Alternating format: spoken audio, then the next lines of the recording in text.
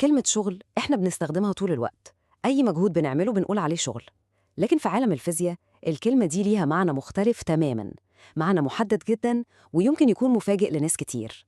في الشرح ده هنفك مع بعض لغز كلمة الشغل ونشوف معناها الحقيقي من وجهة نظر العلم. طيب، تخيلوا معايا الموقف ده. واحد واقف بيزق في حيطة بكل قوته، ومش لساعة ولا اتنين، لأ، يوم كامل. طبعا عضلاته هتوجعه، هيبقى غرقان في عرقه، ده أكيد مجهود جبار، شغل صعب جدا، مش كده؟ والمفاجأة هنا إن من وجهة نظر الفيزياء كل التعب والمجهود ده يساوي صفر شغل. أيوة بالظبط، صفر. إزاي يعني؟ إزاي كل المجهود ده يروح على الفاضي فيزيائياً؟ هو ده بقى اللي هنفهمه سوا حالاً. عشان نفهم اللغز ده لازم نعرف إن الشغل في الفيزياء ليه وصفة، يعني مش أي مجهود وخلاص، لأ، دي مكونات معينة لازم تكون موجودة. وده التعريف الرسمي بتاعنا. الشغل بيحصل لما قوة معينة تأثر على جسم وتخليه يتحرك مسافة معينة. المسافة دي بنسميها إزاحة. يعني باختصار عندنا كلمتين هم أساس كل حاجة: قوة وإزاحة. يبقى زي ما قلنا أول مكونين في وصفتنا هما القوة، ودي ممكن تكون أي زقة أو شدة، والمكون التاني هو الإزاحة، ودي معناها إن الجسم لازم، وأكرر، لازم يتحرك من مكانه.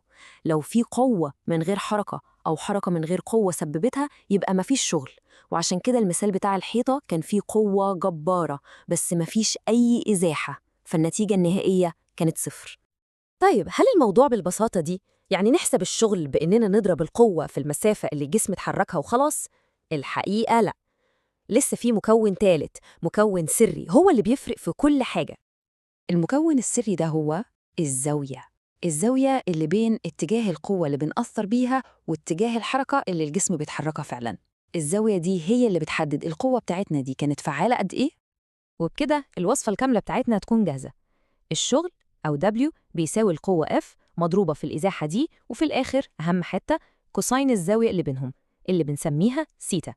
الكوساين سيتا ده هو اللي بيظبط الموازين كلها وبيحدد النتيجة النهائية. طيب، إزاي بقى الزاوية دي بتغير كل حاجة؟ عشان نفهم تأثيرها تعالوا نشوف 4 سيناريوهات مختلفة تماماً. السيناريو الأول لما يكون فيه توافق تام. تخيلوا كده إن حد بيسحب صندوق على الأرض في خط مستقيم، اتجاه الشد بتاعه هو نفس اتجاه حركة الصندوق. هنا الزاوية اللي بينهم صفر. لما الزاوية بتكون صفر الكوزاين بتاعها بيكون 1، ودي أعلى قيمة ممكنة ليه.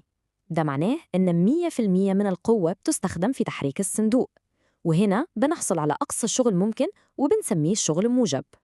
السيناريو التاني، وده بنشوفه كتير قوي في حياتنا، زي لما حد بيجر شنطة سفر من الإيد بتاعتها. القوة بتكون مايلة لفوق شوية لكن الشنطة بتتحرك لقدام على الأرض. الزاوية هنا أقل من 90 درجة. في الحالة دي جزء بس من القوة هو اللي بيزق الشنطة لقدام، والجزء التاني بيضيع في إنه يرفعها لفوق شوية. عشان كده الشغل بيكون موجب فعلاً، بس أقل من الحالة الأولى. كل ما الزاوية تزيد كل ما الشغل المبذول يقل. ودلوقتي نيجي للمثال اللي بيلخبط ناس كتير. لو حد شايل أكياس تقيلة في إيده وماشي بيها في خط مستقيم، هل هنا في شغل مبذول على الأكياس دي؟ نفكر فيها سوا. القوة اللي بنرفع بيها الأكياس اتجاهها لفوق عشان نقاوم الجاذبية، لكن اتجاه الحركة بتاعنا لقدام يعني أفقي. ده معناه إن القوة والحركة متعامدين على بعض، الزاوية بينهم 90 درجة. وهنا بقى تيجي المفاجأة الكبيرة، الشغل المبذول على الأكياس صفر. أيوة صفر. طب ليه؟ ببساطة لأن القوة اللي شايلين بيها الأكياس لفوق مش بتساعد خالص في حركتها لقدام. الزاوية 90 درجة وكوزاين بتاع 90 بصفر، يعني المعادلة كلها نتيجتها صفر. مفيش أي شغل فيزيائي حصل على الأكياس. آخر سيناريو معانا هو التعارض التام، زي قوة الاحتكاك اللي بتحاول توقف حركة الصندوق، أو زي فرامل العربية بالظبط. القوة هنا بتكون في عكس اتجاه الحركة تماماً، يعني الزاوية بينهم 180 درجة.